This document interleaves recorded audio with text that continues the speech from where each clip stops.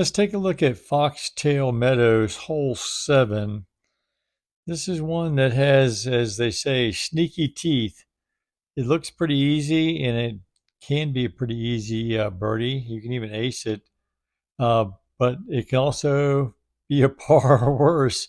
Uh, if you look up at the top left corner of your screen, you'll see there's some water all in front of the basket, and then it flows down to the right, and that's moving water. So water skip that's not going to help you here. And there's a bunch of guardian trees. There's this one that will catch you if you try to get too far right with the backhand. And then there's this guy right here that tries to catch you if you don't get your backhand out far enough. Now, there's obviously two ways you can approach this, forehand or backhand.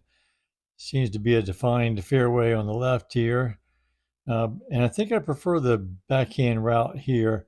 Now, Aaron was using a light glide PD2 very effectively on this hole, but I don't bag that. As a matter of fact, I don't even have one in my collection.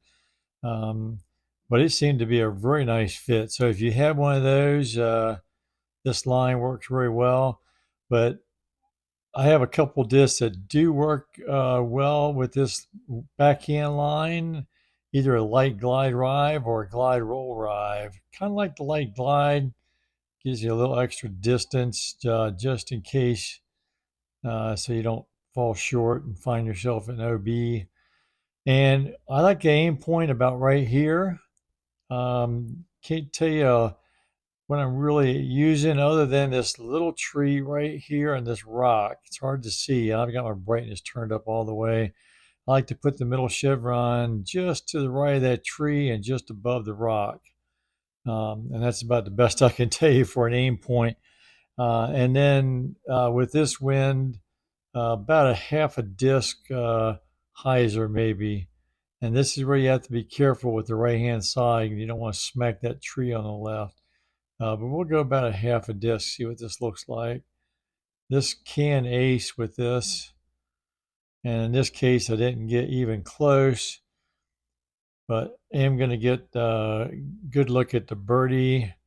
Probably shouldn't waste time throwing this in, but I'll go ahead anyway.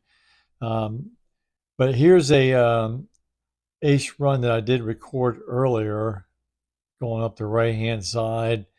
And this one, again, is using the light glide rive. So you can see definitely aceable, one of the more aceable holes on the course.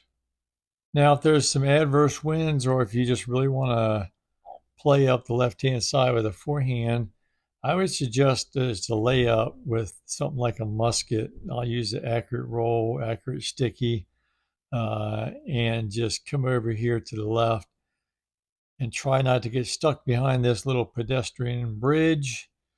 And if you do that, you get like a 70 or 80 foot look for birdie relatively safely. This is about 20 foot up.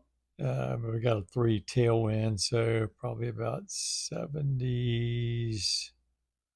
Yeah. So that is another option for the birdie.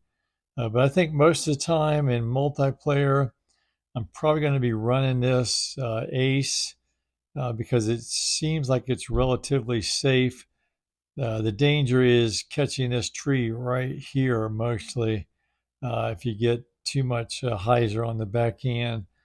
But this is a very nice wind for it. You want the 1 or 2 wind tailwind heading at about 10 o'clock. It seems like it's a very nice wind for the light glide ace run. So we'll give it one more, see what I can do here. Yep, and that's not close either. But like I said, with some favorable winds, the glide roll rive is also an option. It doesn't go quite as long past the basket. That just did get there. I think that actually went longer that time, but still 58 feet. So a couple options there. But yeah, so that's pretty much it for Foxtail Meadows, hole 7. Hope you enjoyed it. Hope you learned something. Till next time, we'll see you around the valley.